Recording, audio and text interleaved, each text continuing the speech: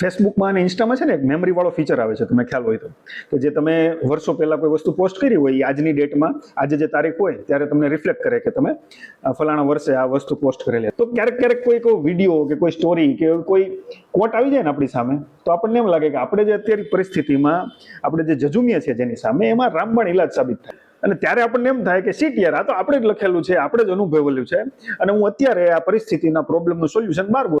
એટલે ઘણી બધી વાર કેવું થાય કે તમે કોઈ જીવનમાં પ્રોબ્લેમ ફેસ કરતા હોય, એ પછી કોઈ પૈસાનો હોય, ફેમિલીનો હોય કે કોઈ સંબંધનો હોય, ત્યારે એ વસ્તુનું સોલ્યુશન તમારા મગજમાં ઓલરેડી હોય જ છે, પણ એ કોઈ ડોક્યુમેન્ટના ફોર્મમાં સ્ટોર થયેલું નથી હોતું, એટલે તમે ડાયરેક્ટ એનું એક્સેસ નથી મેળવી શકતા.